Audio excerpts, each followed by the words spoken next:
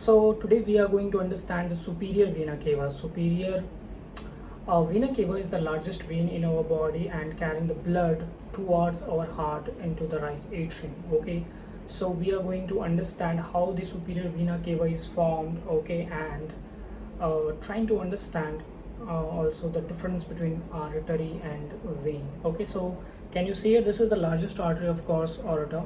Okay, so aorta carrying blood away from our heart, and the veins carrying blood towards our heart. Okay, veins, largest vein, superior and inferior vena cava into the right atrium, of course. So let's understand how this superior vena cava is formed. Okay, so first of all, we should know this is the diaphragm, of muscular structure separating the thorax region and the abdomen region. This is, of course, our thorax region and abdomen region. The thing that I want to explain here is that superior to the diaphragm, the blood from our, of course, brain, head region, from the neck region, from the lower limb. This is left, not lower limb, upper limb, and the right upper limb.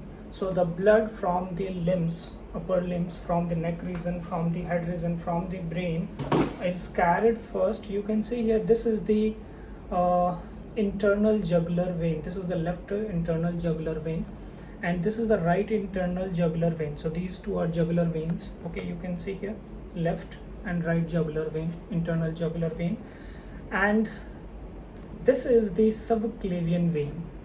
Subclavian vein, it means the vein in our upper limb. Okay, so this is the right subclavian vein and left subclavian vein. So the left common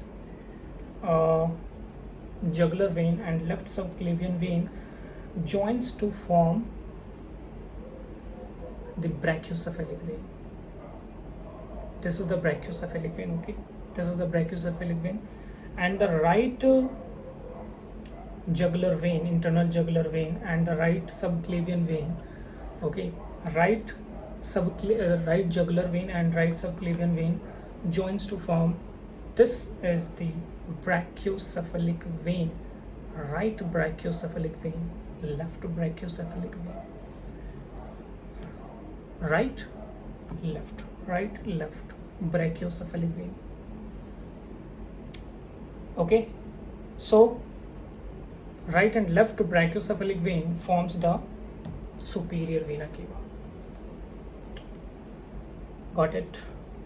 Okay, and this superior vena cava is poured into, this is the superior vena cava, and this is of course our right atrium. So this is the large vein, you can see, superior vena cava. Got it?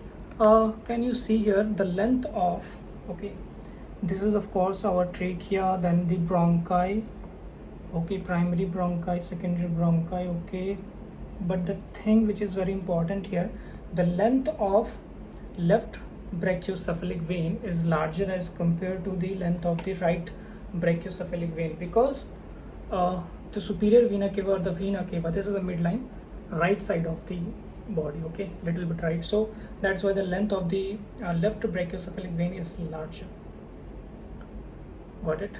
Okay, so the superior vena cava is carrying the blood from our head region, neck region, from our upper limbs, of course, and thorax also. There is coastal veins.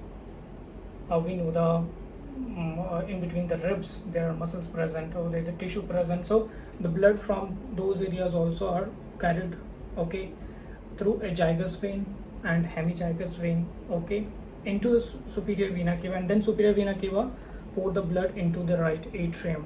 Okay, right atrium, this is the part, right part, this is the left part. Of course, the left ventricle is the more muscular, powerful, stronger, thicker. Okay, got it? Okay, so vena cava, which is the largest vein in our body, carrying the blood towards our heart, of course, inferior and superior vena cava. But when we talk about the veins, of course, we use the term deoxygenated blood, but pulmonary veins from our lungs, this is the aorta. Okay, there is pulmonary artery and pulmonary vein. Pulmonary artery is exception and pulmonary veins are exception. Pulmonary veins carrying the blood, okay, from our lungs into our left atrium,